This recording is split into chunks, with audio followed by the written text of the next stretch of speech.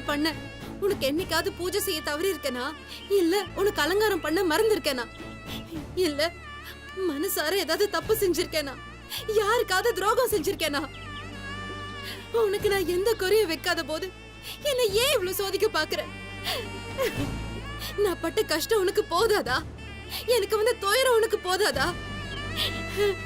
என் புருஷனுக்கு கண்ணு தெரியாம இருந்து அவர் பல கஷ்டத்தை அனுபவிச்சுட்டாரு. இப்பதான் கெட்டவங்களை கண்டுபிடிச்சு அவங்க செஞ்ச எல்லா சூழ்ச்சியும் அழிச்சு நாங்க நிம்மதியா வாழ போறோம்னு நினைச்சோம். ஏன் என் புருஷன் கூட நான் நிம்மதியா வாடுறது உனக்கு பொறுக்கலையா? நீ சாமி தானே. கெட்டவங்களை சிரிக்க வைக்கிறதும் நல்லவங்களை அழ வைக்கிறதும் உனக்கு விளையாட்டா? உன்னோட சோதனைக்கு ஒரு அளவே இல்லையா? இப்ப கூட இந்த நிமிஷம் கூட என் சந்தோஷ் நிம்மதியா வாழணும்னா நான் அவரோட வாழ்க்கைய விட்டே போயிடுவேன். ஆனா மாயா கேக்குற மாதிரி அவர் அவளோட சேர்த்து வச்சுட்டு சந்தோஷ் வாழ்க்கையில நான் இல்லாம கூட போயிடுவேன். என் சந்தோஷ்காக நான் என்ன வேணாலும் செய்வேன். ஆனா இந்த நேரம் பார்த்து என் வயித்துல ஒரு குழந்தை வளருது. அதுக்கு நான் என்ன பண்ணட்டும்? இந்த நிலைமையில நான் சந்தோஷம் விட்டு போயிட்டேனா இந்த குழந்தை என்ன பண்ணும்? இது சந்தோஷோட குழந்தை. அவர் தினைக்கும் இந்த குழந்தையோட பேசி கொஞ்சி விளையாடிட்டு இருக்காரு. இந்த குழந்தை மேல அவர் உயிரே வச்சிருக்காரு. இப்ப நான் என்ன பண்ணட்டும் சொல்லு? என் புருஷன் கூட வாழவா இல்ல இங்கே செத்துருவா? சொல்லு. ஏன் இப்படி கல்லு மாதிரி அமைதியா இருக்க? பேசு.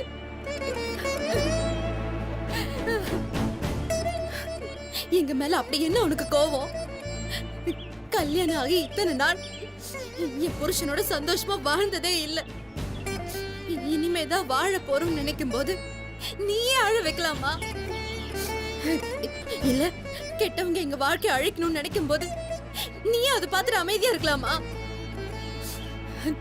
இத்தனை நாள் என் புருஷனுக்கு தான் கண்ணு இல்லாம இருந்துச்சு. அவங்கள செய்யற அநியாயத்தை பார்த்துட்டு நீ சும்மா இருக்கியே. உனக்கு தான் கண்ணு இல்லைன்னு தோணுது. உனக்கு உண்மையிலே சக்தி இருந்ததுன்னா நீதான் சக்தினா என் புருஷன் மேல அந்த கெட்டவங்க போட்டிருக்கிற பழியில இருந்து வெளியே கொண்டு வா. யாருக்கும் எந்த தீங்கும் நினைக்காத என் புருஷனை அந்த ஜெயில இருந்து வெளியே கொண்டு வா. ஊருக்கே முதலாளியா இருந்தவரு இப்போ அவர் என்னால அவமானப்பட்டு தலை குனிஞ்சு நிக்கிறாரு. எனக்கு உதவி செய்ய உன்னை விட்டா வேற யார் இருக்கா? தெரிஞ்சவங்க எல்லார்கிட்டயும் கேட்டு பாத்துட்டேன். எதிரிங்க கால்ல கூட விழுந்து பாத்துட்டேன். இதுக்கு மேல நான் என்ன செய்ய முடியும் சொல்லு? அவர் என்ன பிரிஞ்சு அங்க அழுதுட்டு இருக்காரு. நான் இங்க ஓ முன்னாடி அழுதுட்டு இருக்கேன். நீ நல்லது செய்யறியோ இல்ல கெட்டது செய்யறியோ? மாயாவை ஜெயிக்க வைக்க போறியோ இல்ல எனக்கு உதவி செய்ய போறியோ? நான் சந்தோஷ் வாழ்க்கையில இருக்கணுமா வேண்டாமா? நான் உயிரோட இருக்கணுமா வேண்டாமா? தர்மம் ஜெயிக்கணுமா இல்லையான்னு எல்லாத்தையும் நீதான் முடிவு பண்ணணும். நீ உண்மையான சாமியா இருந்தா, நான் இத்தனை நாள் உனக்கு கும்பிட்டது உண்மையா இருந்தா எங்களை வாழ வைக்கிறியோ இல்லையோ என் சந்தோஷம் மட்டுமாவது வாழவே. என் சந்தோஷம் நல்லபடியா வாழலனா இனி நானும் வாழ மாட்டேன். உன்னை கும்பிடவும் மாட்டேன். என் உயிர் வாழ்க்கை இனி எல்லாமே உன் கையில தான் இருக்கு. உனக்கு என்ன தோணுதோ அதை செய். ஆனா என் புருஷனை மட்டும் காப்பாத்து. தயவு செஞ்சு உனக்கு கை எடுத்து கும்பிட்டு கேட்டுக்கிறேன். என் புருஷனை காப்பாத்து. என் சந்தோஷம் காப்பாத்து. தயவு செஞ்சு என் புருஷனை மட்டும் காப்பாத்து.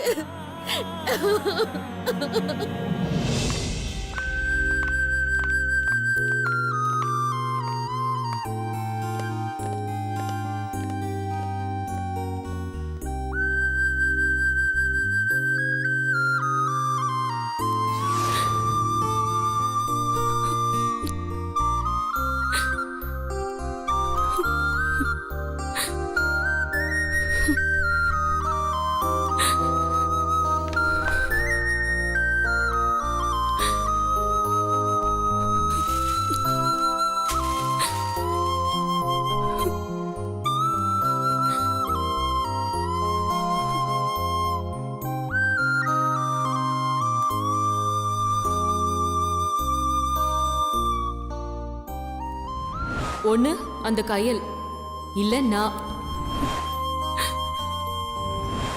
ஹாய் மின்சார கண்ணா. அவ மட்டும் இல்ல, உன் காதலும் சேர்ந்து பறந்து போச்சு. நீயும் நானும் தான் சேரணும்னு எழுதியிருந்தா அதை யாராலையும் மாத்த முடியாது செல்லம்.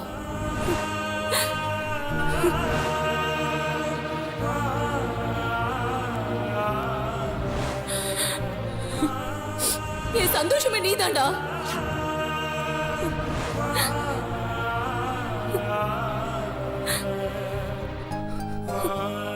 நீ எனக்கு தான் சொந்தம். இத தவிர இந்த கதையில வேற ஏதாவது நடந்துச்சு, நான் எப்படி மாறுவேன்னு எனக்கே தெரியாது.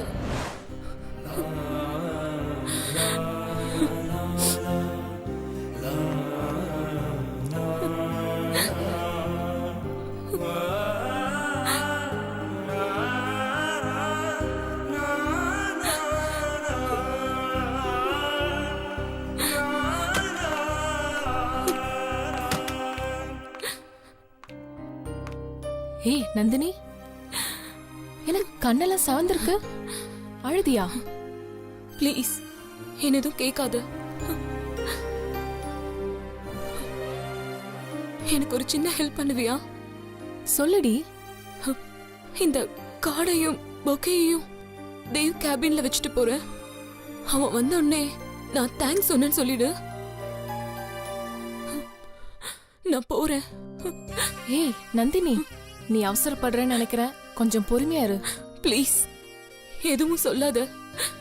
இத பார்த்தா தேவ்க்கே எல்லாம் புரியும். வாழ்க்கையில எல்லா டிசிஷனையும் நீ இப்படிதான் அவசரப்பட்டு எடுப்பியா?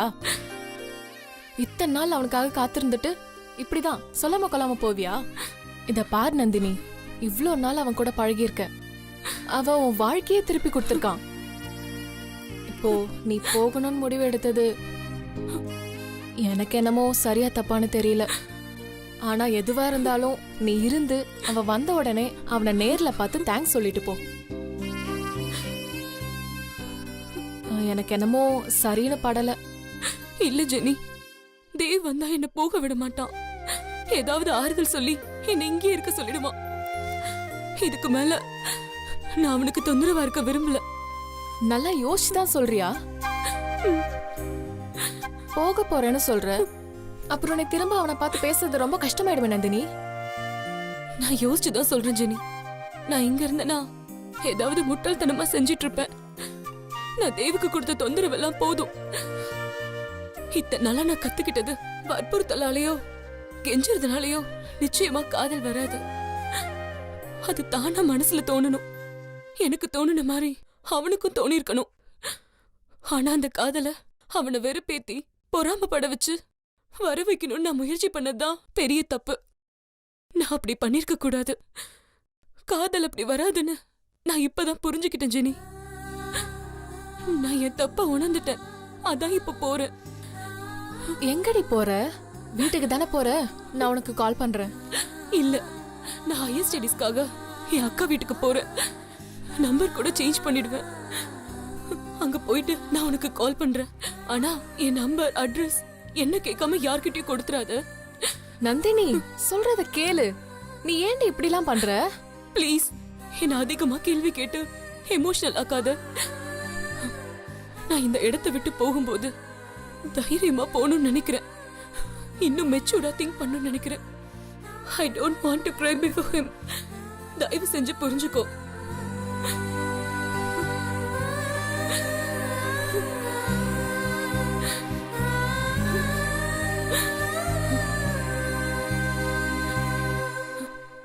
Nandini, bye Jenny.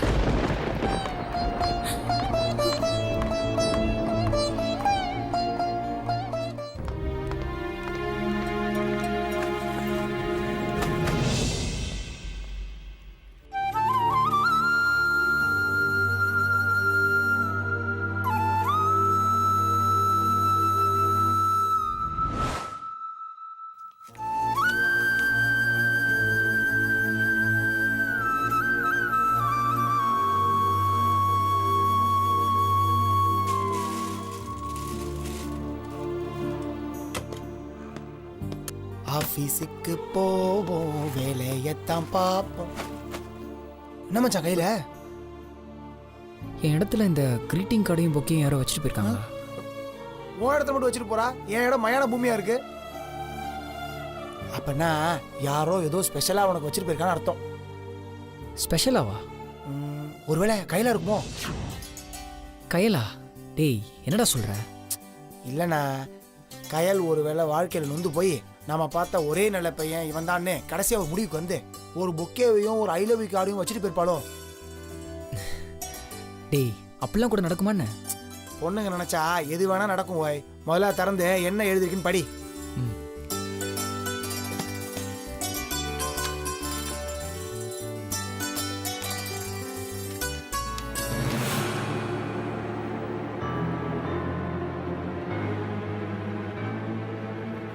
டேய் கையில் இல்லடா, அப்புறம் நந்தினி தாண்டா வச்சுட்டு போயிருக்கா. அப்படியா? அப்ப ஆச்சரியமே இல்லை.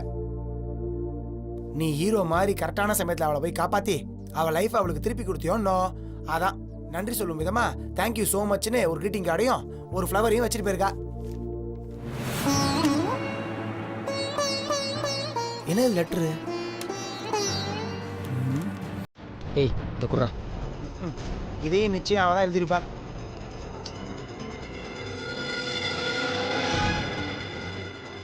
ஆமாண்டா.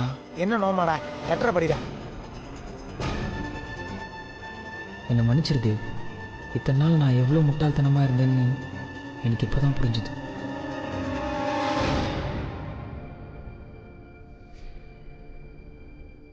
காதல்ன்றது வற்புறுத்தி வரக்கூடாது, அது தானா வரணும். அது 2 பேர் மனசுலயே தோணணும். அப்படி தோணலைன்னா நம்மளால எதுவும் பண்ண முடியாது.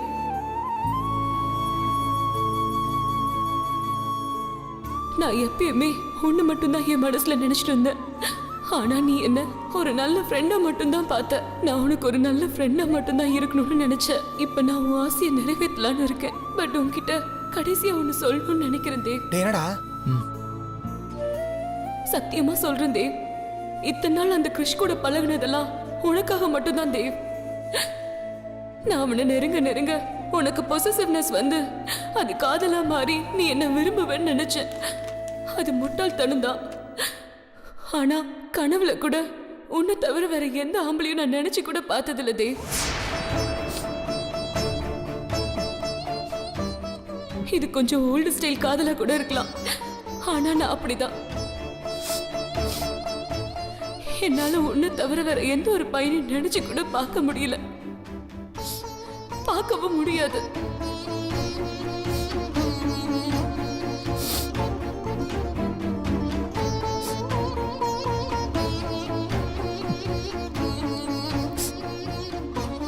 ஆனா உன்னை தொந்தரவு பண்ணாம உன்னை விட்டு விலகி என்னால போக முடியும். அந்த முடிவை தான் நான் இப்ப எடுத்திருக்கேன். நான் ரிசைன் பண்ணிட்டு போறேன் தேவ். நீ எனக்கு செஞ்ச உதவி என் வாழ்க்கையில மறக்க முடியாத உதவி.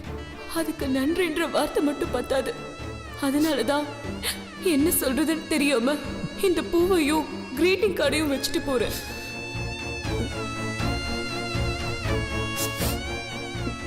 என்னைக்காவது ஒரு நாள் என்கிட்ட ஏதாவது சொல்லணும்னா என் நம்பர் மாறினாலும் மெயில் ஐடி மாறாது. மெயில் பண்ணு. என் குடும்பமும் நானும் என்னைக்கு உனக்கு நன்றி கடன் பட்டிருப்போம். Thank you so much Dev. I'm missing you.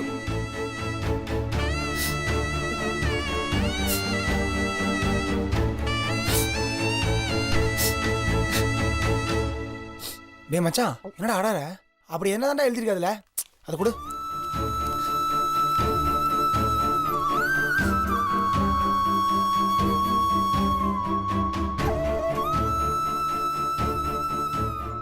டேய் என்னடா மச்சான், நந்தினி திடீர்னு இப்படி ஒரு முடிவு எடுத்துட்டா? அவள் ஏன்டா என்ன இப்படி பைத்தியக்காரத்தனமாக லவ் பண்ணுறான்? டேய் லவ் ஏன் வருது, எப்படி மனசுக்குள்ள தோன்றது, ஏன் பைத்தியக்காரத்தனமா ஒருத்தரையே பிடிக்கிறதுன்னு இந்த மாதிரி கேள்விக்கெல்லாம் பதிலே கிடையாதுடா. சரி நீ ஏன் விடாம கையிலே லவ் பண்றேன்னு உன்னை கேள்வி கேட்க முடியுமா? அதே மாதிரிதான் அவளையும் நம்ம கேள்வி கேட்க முடியாது, கேட்கவும் கூடாது. அவ உன்னை விட்டு விலகி இருக்க போறேன்னு சொல்றா, போகட்டும், அவ லைஃபை வாழட்டும். இத்தனை நாள் 4 சவுத்துக்குள்ளேயே உன்னை பார்த்து பார்த்து அவளுக்கு தோணுன எண்ணங்கள் எல்லாமே மாறதுக்கு வாய்ப்பு இருக்குடா. மாறாம இருக்கவும் வாய்ப்பு இருக்கு. இந்த உலகம் ரொம்ப சின்னது மச்சான்.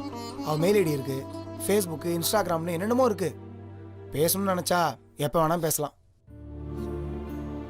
ஆனால் அவளுக்கு இப்போ தேவை அமைதிடா. அவள் கொஞ்ச நாள் ரெஸ்ட் எடுக்கட்டும், அவள் மைண்ட் ரிலாக்ஸ் ஆகட்டும். வாழ்க்கை நமக்கு என்ன சர்ப்ரைஸ் வச்சிருக்குன்னு யாருக்குமே தெரியாது மச்சான். நீ கவலைப்படாத. சரி வா, போய் கேன்டீனில் போய் காஃபி குடிச்சிட்டு வருவோம். இல்லைடா, நான் வரல. சரிந்தா, அப்போ நீ இங்கே இரு, நான் போய் உனக்கும் சேர்த்து வாங்கிட்டு வந்துடுறேன்.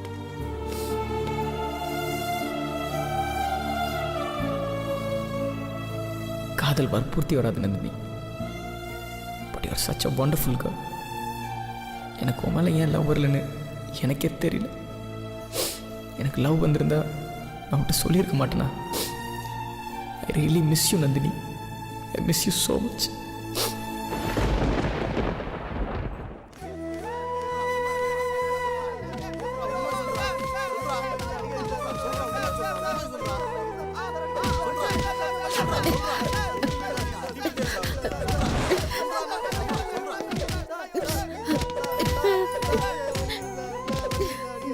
செல்வி, நீங்க ஏன் அழுகுறீங்க?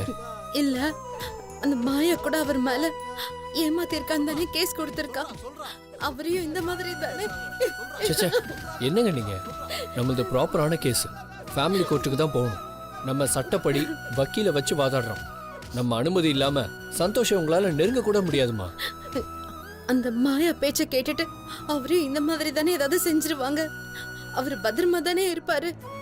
இன்னும் கொஞ்ச நேரத்துல நீங்களே அதை போய் பார்க்க போறீங்க. தயவு செஞ்சு கண்ணை தொடங்குமா. உள்ள கொண்டு போய் அடியா போயா.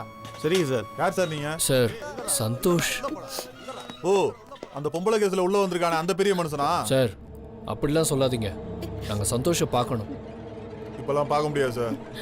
2 நாள் கழிச்சு பார்க்கலான்னு இன்ஸ்பெக்டர் சொன்னாரே சார். இல்லம்மா, இன்ஸ்பெக்டர் ரவுண்ட்ஸ் போயிருக்காரு. போயிட்டு அப்புறமா வாங்க. சார், இவங்க அவங்களோட மனைவி பாவம் பிரெக்னெண்டா இருக்காங்க. ப்ளீஸ் சார், ஒரு 5 நிமிஷம் பேசிட்டு வந்துட்டோம் சார். ஜஸ்ட் ஒரு 5 minutes sir, please sir. Sir, ஒரு 5 நிமிஷம் சார். அவரை பார்த்துட்டா மட்டும் போதும் சார். 4 வார்த்தை பேசிட்டு வந்துடுறேன் சார். இந்த பாருமா, அந்த இன்ஸ்பெக்டர் ரொம்ப மோசமானவர். வந்தா துரத்திடுவாரு. நீ வேற புள்ள தட்டி பொண்ணா இருக்க. Sir, please sir. சரி, போய் ஒரு 5 நிமிஷத்துல பார்த்துட்டு சீக்கிரம் வந்துருங்க. போங்க. Okay sir, thanks. சார், நீங்க இருங்க. சரி, அவரு ரொம்ப பெரிய பணக்கார வீட்டு பிள்ளையோ? ஆமா சார். அவரு 2 நாளா எதுவுமே சாப்பிடலங்க. ஏதாவது சோறு தண்ணி வாங்கி கொடுங்க. செத்துக்கிட்டு தொலைச்சிட போறான். சார், ஒரு 5 நிமிஷம் பாத்துக்கோங்க சார். இதோ வந்துடுறேன் சார். பாத்துக்கோங்க சார். சரி, ஓகே, போயிட்டு வாங்க. சந்தோஷ், சந்தோஷ், சந்தோஷ், செல்வி. சந்தோஷ். நீ எங்க இங்க தனியாவா வந்த? இல்ல, அர்ஜுன் அண்ணன் கூட தான் வந்தேன் சந்தோஷ். என்ன? உன்னை யார் இங்கெல்லாம் வர சொன்னது? கண்ணத்தோட முதல்ல. சந்தோஷ், உன்னை அடிச்சாங்களா? என்னது?